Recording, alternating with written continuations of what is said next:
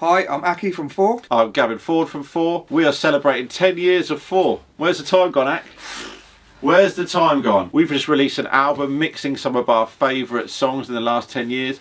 But now we're going to talk about some of our favourite songs and tell you some stories behind them.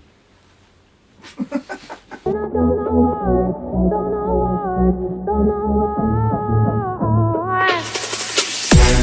the rhythm changing.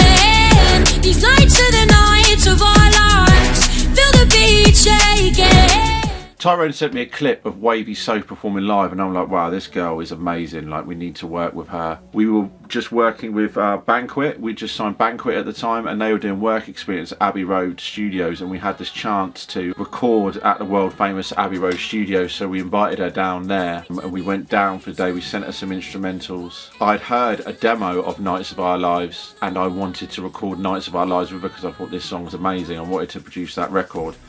So we went to Abbey Road, and I was like, we're going to get there, she's going to have written a song, but I'm just going to say, let's do Nights of Our Lives. And we went there, and she sung this song called Holding You, and it was amazing, and I was like, oh well, we have to record this. So we recorded that, and then when she left, I was like, I called and said, look, I need to produce this Nights of Our Lives song, let me have a go at it. I remember Gav said, she's got this song. And I want it.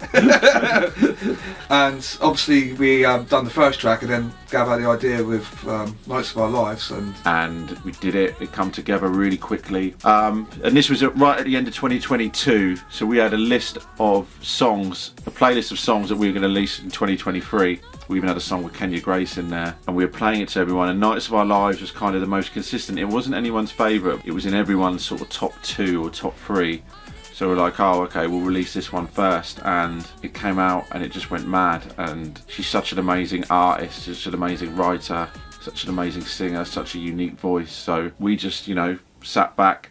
The instrumental come together really quickly. She liked it immediately, and as soon as you had the demo, I just listened to it over and over again, and I just thought, this one's really, really, really special. Now it's our biggest ever streaming record, and it's still streaming loads today. yeah, I mean, it's turned out to be a massive record, and it's streamed over 10 million, so, well, I'll give 14 million. Give him a little pat on the shoulder there. Well done, Gav, yeah. But it's Wavy, like the song's so good. I mean, the song's so good, she's incredible. She's so good, yeah. It's easy for us to produce Yeah. an artist of that talent with singing a song that's that good, Yeah. it just makes our job easy. I just keep your eyes peeled for Wavy So, I think, in the next year. But I'll take the praise you gave me. Yeah. I'll take the praise. Praise. Thanks, mate. Yeah. Thanks. But she's definitely, look out next year. She's got some massive if you haven't listened to her, go listen to her now. I mean, yeah, she's a real talent.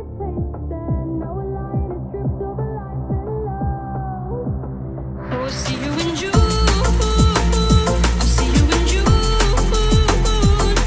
I'll wait until it's safe, thinking maybe that I might. John Doe from FooR actually saw Ellie Evans at an open mic when he first moved house when she was 13 years old, and he went up to her dad and was like, your daughter's amazing, she's incredible, like what an incredible talent. And he kept in touch with the dad on Facebook. During lockdown, John saw on her dad's Facebook that she had this song called See You in June, and John just fell in love with it, and he's sent me a clip of what he thought we could do and how we could produce it. So I contacted her and sent her this clip where we'd sampled her song from Spotify and just put some drum and bass drums behind it, and was like, we'd love to have a go at this song. And she was open to it, and the plan was, obviously it was about everything opening up in June. We saw him in July and August, I think. Yeah. We performed it at Boomtown. Yeah. But I mean, like, the record was amazing. Obviously, it didn't come out because obviously everything got cancelled. We were like, fuck. Yeah, we meant to have a gig. We had a poster, a big poster of a gig. Yeah, we're making videos for clubs to See You in June as the music, and that was all. But the marketing campaign was so clever. So it was amazing. So much effort into it, and it all just stopped. Yeah. The Streets did a June 25th of June. Oh yeah. So I think everyone got involved, didn't they? Yeah, it was like. But yeah, so. But it's obviously still an incredible song, so it's streaming very well, and like it kind of like now it's just See You in June. There's no relevance to lockdown to it now, really. So. No, if you listen back to it, like it takes you back to that time for better or worse. But yeah. I mean, it was a time, like an important time Yeah. for us and for everyone. Like, so yeah, documented a time, and you get and again another incredible vocalist, another incredible songwriter, and it's just Yeah, really good. Again, it's Really, really good. so we released the song quite quietly, didn't really make any noise about it, and it come out, it did well, but then about 7 or 8 months later it just went mental, just went streaming out of nowhere, just out the blue.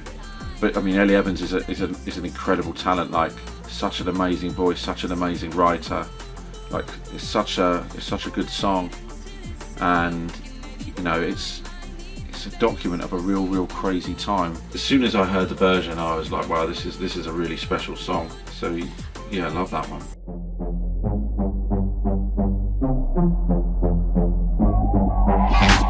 Fresh, anything I touch right now is fresh. Everything in my life right now blessed. Work so hard, no time to rest. I ain't gonna stop till I am the best. Big boy beat from my We were working on an album, Friends of FooR album, which is a collaboration album. The album was going to come out at the end of February, and we were going into January. We had this beat that is the fresh beat, and we just loved this beat. Like every gig on the way to it, we'd play this beat, and like this beat is amazing. But we sent it to everyone, and no one jumped on it at all. No one took to it. But we were like, so this is the beat. This beat's amazing. This beat's amazing. And then we sent it to Dread, and Dread sent back the hook to it, and we were like, oh, this is really good. And Majestic, like obviously he's a great producer, he's a great DJ, but he's a really good MC. He's one of my favourite MCs. So we asked him if he would jump on it and do the verses, and we went to a studio in London, and he wrote the verses in like ridiculously quick time. Such a talented guy. He wrote these verses, and it was literally, the album was done. This is right at the end of the thing. We actually, that day, we drove from the studio to go up to Nathan Dawes to do some promo stuff for the album. We were already filming the promotion for the album when Majestic's recording these vocals. Like, that's how late it was in the process, but we snuck it on there, we put it on there. We made it the single, like the second single, I think, and it didn't really do anything. And then a year later, it took off, and it started doing good streams, and then it started I think it got up to 1 million or 2 million, and then out of the blue we had this email saying we want to use your song for an advert, and they wouldn't say who the advert was for, and I was like, just forgot about it. And then they come back and was like, yeah, this is going to come out in January, and we still can't say who it's for. And I was like, oh, this sounds like a big deal. And then then they said it was for Coors Light, and yeah, the song was on that advert. It's crazy because now, like anyone I speak to, like so many people have seen that advert, and it's so easy to describe what I do to people. As people say, what do you do? I say, oh, have you ever seen this advert? And they do. And I say, oh, I did the music for that. That's a crazy moment. It was on before every football game. It was such a massive advert, and like when the first day it came out, we all sat round Aki's. First time we all played it together was in my flat. When you all come we round. watched. It was a Man United game, wasn't it? We watched Man United, which I don't support Man United. I think Juki did at the time, or something. Probably that time. And then and it was on at half time, and we had our Coors Light beers at half time, didn't we?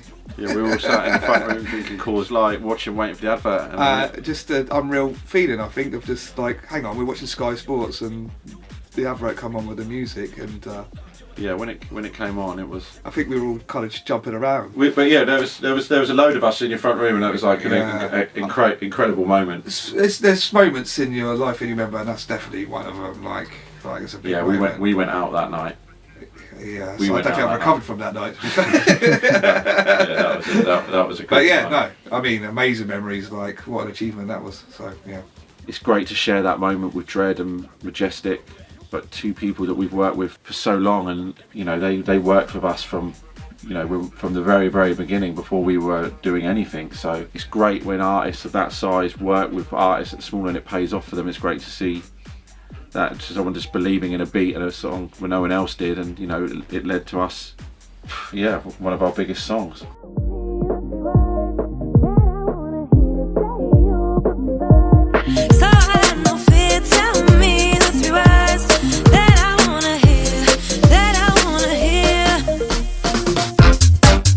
We discovered Effie when she was 15 years old. She won an open mic competition that we put on. Like the most incredible vocalists. She's like a sister to me. We've worked with her ever since, and she was always one of the first people we called with any project. She did a song called Everything You Need, which is still one of our favourite songs we've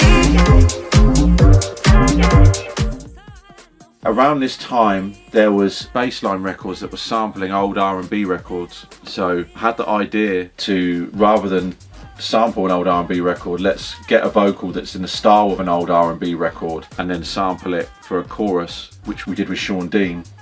So we went in, wrote 3 words, the chorus, put the music in, sent it to Sean Dean, he did a drop, and then we had this bassline record of 3 words. And then I just loved it. I just loved the hook. I just couldn't stop listening to it. And then we were doing the Pure Garage album. And when we were putting the Pure Garage album together, I was listening to all this amazing new garage, and I was like, I need to make 3 words a garage record. I need to go back in, take that chorus, add verses. We got Effie in, wrote verses for it, did new music, put it out, and then the response was crazy. I think we were in the office and we just had a call from Mr. Jam. Said he's going to make it record of the week or something on One Extra. He goes, can you get to London like within 3 hours? I think we just kind of like put all our stuff down, left the studio, ran to the train station, got on the train, didn't we? Got straight to London and kind of ran to Radio 1. And yeah, that was like one of the good memories from 3 words, and he loved the track. He played it quite a few times on his show, didn't he, over the weeks? Yeah, it got played on radio loads. Yeah. They used it as a bed on Radio 1. It was the 25 years of Garage celebration that year, or 20 years, and it was like the record of that celebration, so it was constantly on radio. It was like the record was crazy big. And still now, people, my friends, they still love that track. You know, I think that's one of our most popular tracks throughout our time making records. Yeah. We went to Spain to shoot a music video. Went abroad. That was like such an amazing experience for us all to go in a group. My best friend Vicky was in it. She was out there. So to be sharing in this moment was amazing. And it's just had this. Yeah, just never had a record take so much, and yeah, it was always been one of my favourite songs, one of my favourite vocalists, which has so many special memories attached to it.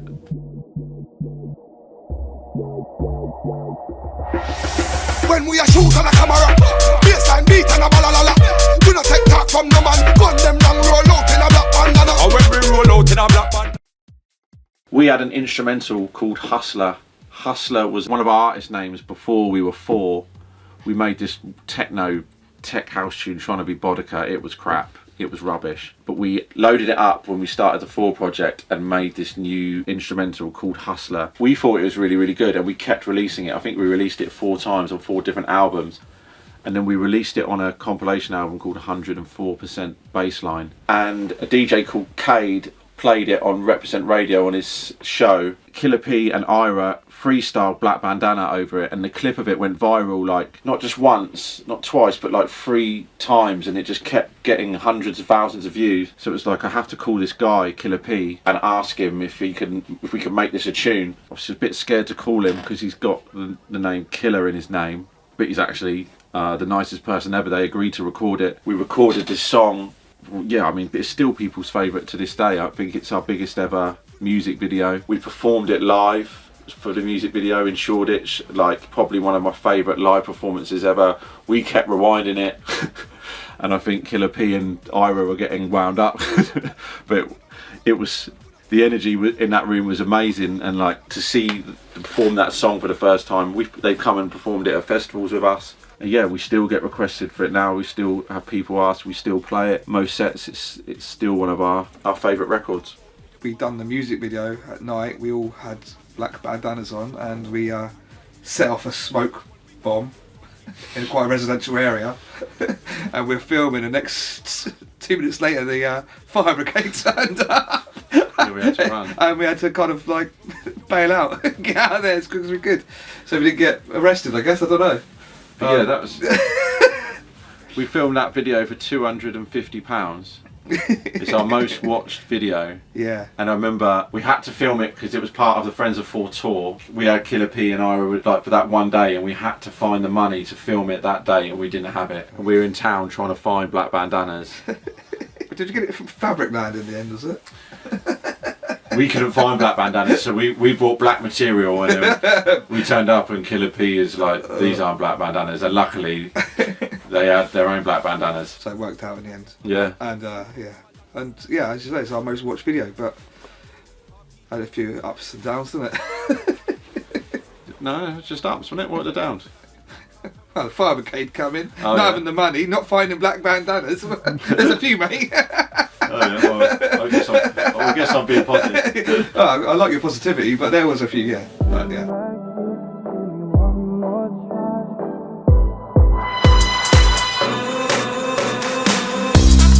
I can see my whole world changing. There's no need to deal. This was the first FooR song we ever did, wasn't it, Ak? It actually formed the group, didn't it? Yeah, we formed the group. So we were two separate groups. Yeah. Me and John, and Aki and Dave Wiggins. Yeah. And Aki and Dave Wiggins were renting our studio space at the time when they were making music. You were making like garagey stuff. Yeah, like bass housey sort of stuff. Yeah, we were making drum and bass. And Rootkid had done a version of Monster Boy, I'm Sorry, with Cameron Bloomfield. Me and John were asked to remix it. But we thought it would be better as like a garagey house thing. So we did it with Aki and Dave. Yeah. And Aki and Dave put the trumpet in and...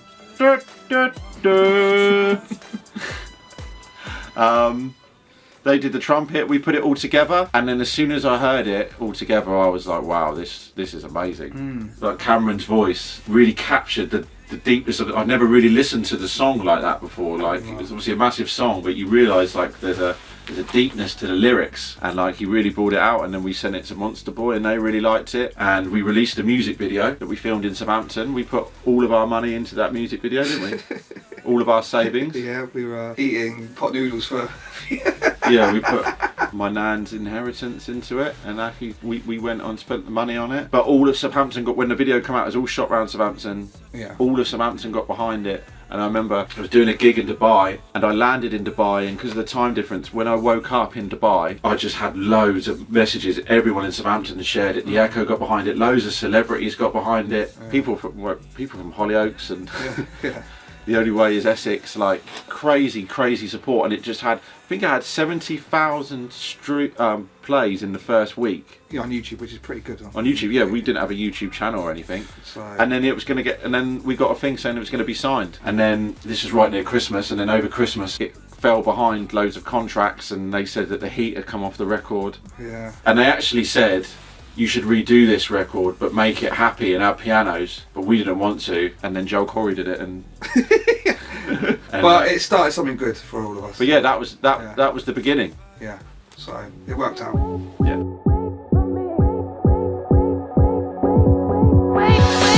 Now will you wait for me?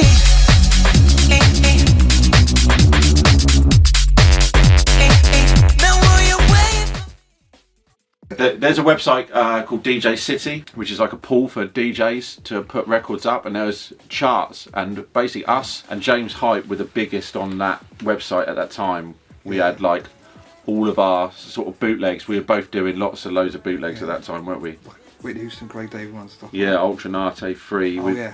We're doing all these bootlegs which are big, and James Hype was doing the same. So we decided to get together and do a studio session. James Hope drove down and stayed on my sofa, and then we went to the studio the next day and we did 2 tracks. The first one was him working with an R&B vocal. Yeah. He was like great at having vocals and then putting drops on them. He started with acapellas, didn't he? So he was starting, yeah, like acapellas. so round acapella. So we had this acapella from a Southampton singer called Harry Fisher, who's not credited on the record because he was on The Voice at the time, so we weren't allowed to credit him on the record. But he's an amazing singer. He's now called Saint Harrison, and if you listen to his music now, one of the most amazing voices.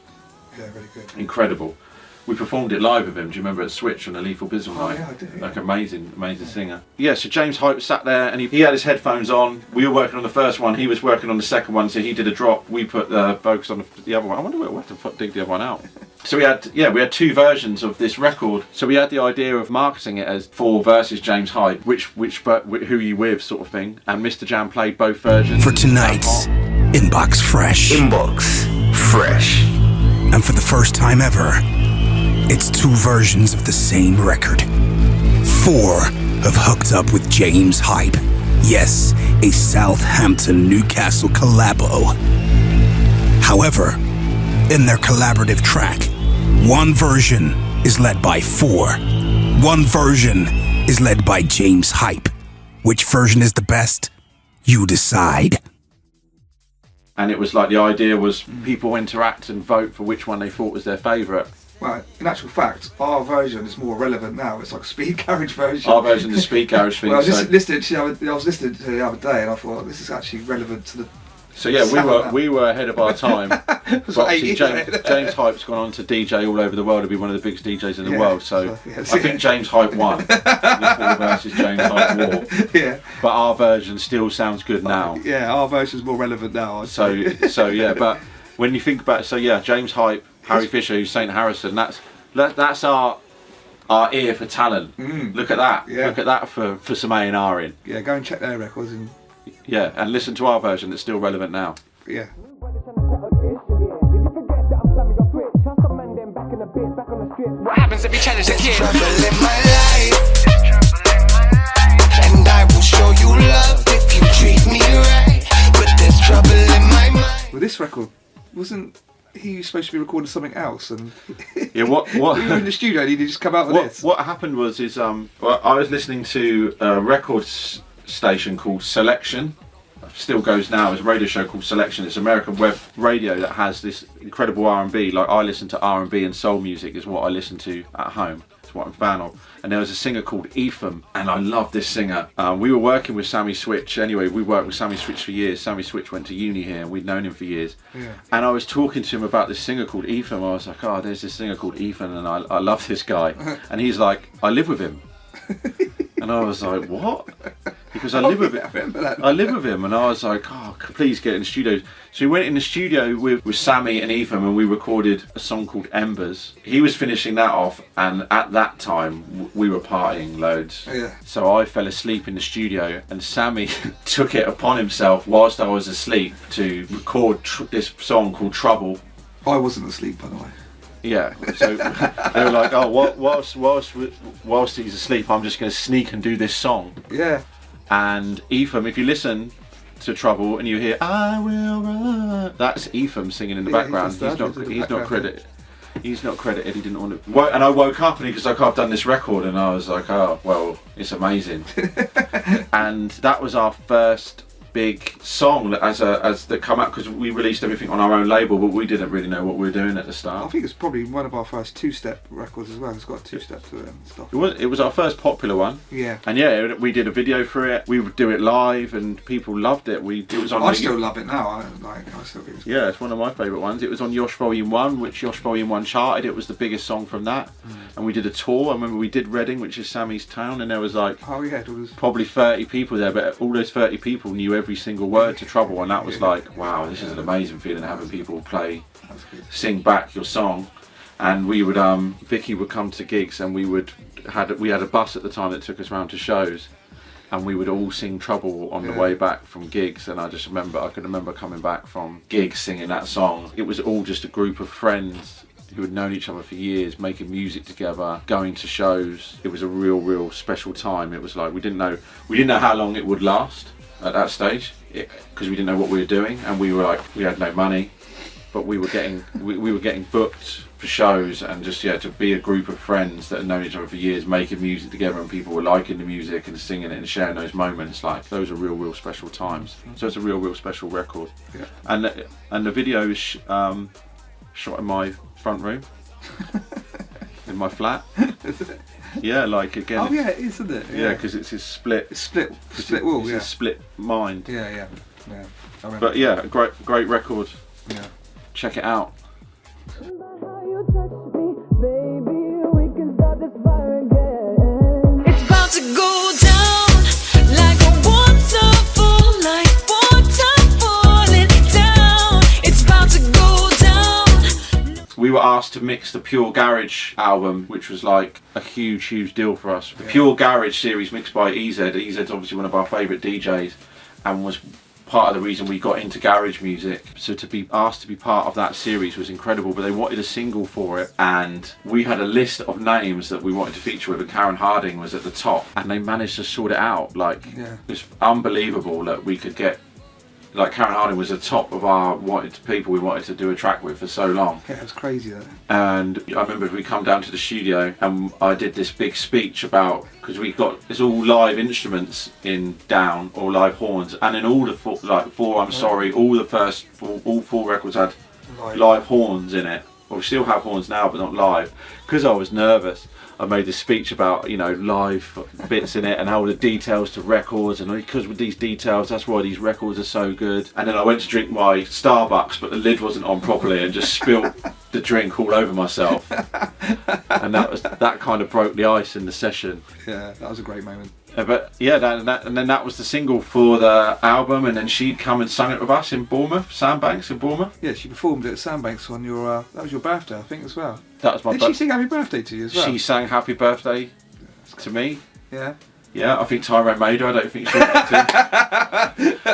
But it was like, you know, it was amazing. We'd done a song with Karen Harding, and then Karen Harding was singing Happy Birthday to me, and it was like, we'd done Pure Garage. It was... Yeah, it's a massive achievement, that was. Yeah, it was a load of like wow moments all happening at the same time. Like, that was a incredible time.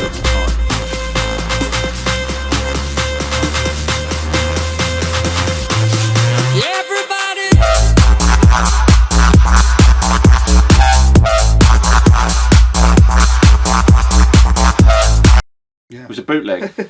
I think like we'd been making a lot of vocal records, and we needed something that was going to really like kick off in the festivals, wasn't it? And yeah, I think it was your idea to do it. I had it in my head for a while to do Everybody's Free. I feel like, and it was a time where we were festivals, and you just feel like it needs something epic, like a big vocal to ever sing. Well, yeah, we played it the first time we played it was in Cardiff, and like, you know, straight away it was special. At that stage, we were making this music sort of Holy Goof inspired music. We didn't know that was bassline, or people were calling bassline, because we thought bassline was like, you know, what Wheaty Boy was doing years before. So we didn't think it was that.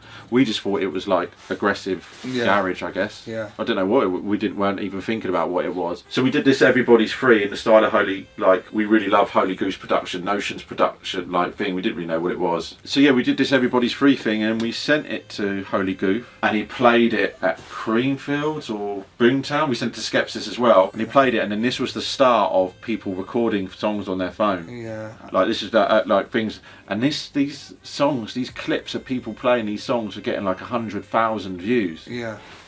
And it was like, wow, we just spent all our money on a Free Words music video. And the bootleg's blowing up. And then like these videos of like on a phone were getting like so many more views and everything else. Yeah. And like, we didn't know what was going to happen with it, because it was obviously a bootleg. We didn't know how we were going to release it, everything, but everyone wanted this record and we didn't know how to do it.